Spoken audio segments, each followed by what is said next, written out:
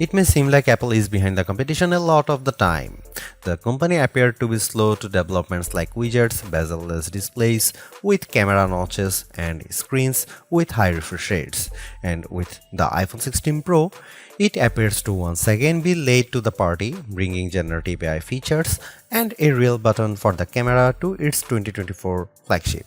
But if you will allow me to play therapist for a moment, I think it's not that Apple is slow, I think Apple is cautious, perhaps overly so. Caution on its own isn't a bad trait, in fact, it could be considered thoughtful rather than rushed to the cutting edge with its peers. Apple delivers, usually finding a slightly different approach that is often an improvement on what's out there. Just look at the Vision Pro headset or Apple Silicon, or even the iPod, the iPad, and the AirPods, which were far from the first of their kind when they launched. I am getting deja vu.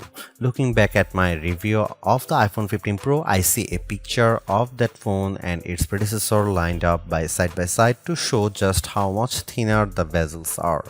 Apple has once again trimmed the borders on its flagship phones, but while doing that enabled it to reduce the handset's size in 2023. This year it allowed the company to cram in larger screens without much change in footprint. The iPhone 16 Pro and Pro Max displays have increased in size from 6.1 inches and 6.7 inches up to 6.3 inches and 6.9 inches respectively. Both handsets have grown ever so slightly too, by just under 1mm in width and about 3mm in height. Basically, the iPhone 16 Pro and Pro Max are a hair wider and taller than their predecessors but maintain the same 8.25mm profile, and yet in spite of this minimal change, you won't be able to keep your old cases if you are upgrading from an iPhone 15 Pro to an iPhone 16 Pro.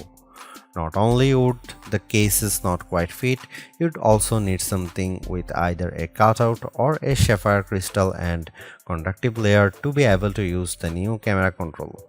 Of course, Apple sells compatible cases, as do some third parties like OtterBox, so you have plenty of options. I have spent most of this year's hardware review season remarking how Samsung and Google's flagships feel like iPhones, and I have now reached a strange inception point. As I have been comparing competing phones for this review, I have been surrounded by about a dozen handsets from all these different companies on my couch, including last year's iPhone, the Galaxy S24 Plus, and the Pixel 9 Pro and Pro XL. Trying to figure out which one is the iPhone has become more confusing than ever, as they all feel similar in build. The best way to verify at a glance is looking at the camera arrays or my wallpaper. All that is to say that the iPhone 16 Pro feels similar to its predecessors, which is what these other companies have been attempting to emulate. Apple would be right to feel flattered by this imitation, and yet I have to wonder if it's time to do something different. Google's Pixel 9 Pro is actually a whole 6 grams lighter than the iPhone 16 Pro at 221 grams, and I'm absolutely smitten by its rich pink hue and shiny edges. Though I like the new golden desert color for the iPhone 16 Pro, I do wish Apple's premium flagship had more fun and vibrant exteriors. That said, I do love the base iPhone 16 in pink, teal, and ultramarine. Arguably, the biggest change to the iPhone 16 lineup, not to mention the iPhone 16 Pro, is the introduction of camera control. This is a button on the right side of the device which has touch and pressure sensors on it to enable greater control with swipes and semi-presses. One of the things this was supposed to do was let you push slightly on the button to trigger focus, similar to what half pressing a DSLR shutter button would do. That function won't be available at launch, so I can't say if it's effective. But by the large, camera control is a very Apple approach to a feature that has been around for years. From phones by Sony and Nokia with dedicated shutter buttons to Android handsets with hardware-based double-click shortcut, the notion of quick access to your camera without having to fudge with The screen is a popular one, for good reason too. I've hated having to swipe or long press the icon on my iPhone's lock screen in the past, and even though I could set the iPhone 15 Pro section button to open the camera, it just wasn't positioned well and I'd have to give up my mute button. So, Apple isn't breaking new ground with its hardware shortcut for a frequently used app, but it does do a few things differently. With the touch sensor, you can swipe on it to tweak things like exposure, zoom levels, and tone, and the half press still works as a way to select options or go back out of menus within the camera control interface. In theory, it's a nice way to make changes in the fly. In reality, there are a few issues and they largely have to do with placement.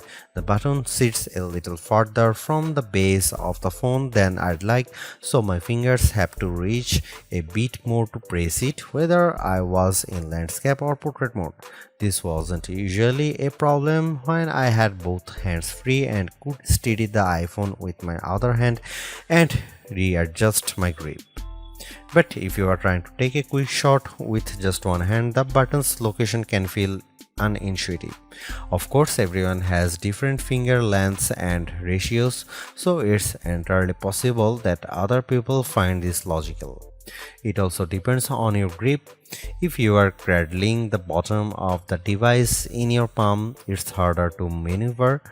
If you are covering part of the screen and reaching out for the button head on, it's slightly easier to use camera control. Still, even for those with the strongest claws, swiping and half pressing and double half pressing on the sensor is tricky. I was only ever really able to do that if I had my thumb holding up on the bottom edge and my middle ring and little fingers steadying the right end of the phone. Maybe this is a new camera grip I just need to relearn for this button. The awkward placement is a minor gripe compared to what I found most annoying, the button's touch sensor. Not only was it difficult to swipe through different settings when holding the device with one hand, it also reacts to accidental touches and swipes.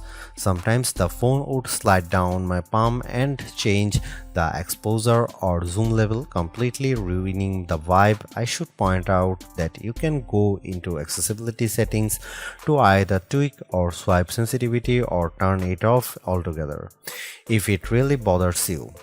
Honestly, if you are planning on making adjustments with camera control, it's best to have time, patience, and both hands free. In those situations, I had a lot of fun editing settings and watching them by reflected in the viewfinder in real time.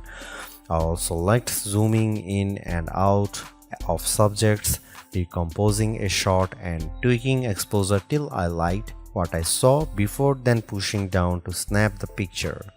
I especially loved this while recording video since it makes slowly zooming in or out of a subject smoother than using the on-screen slider.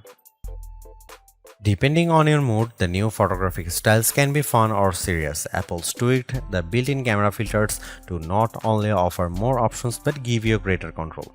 Due to how the company has refined its processing each year, there is also an improved depth map captured when it detects a face in the scene.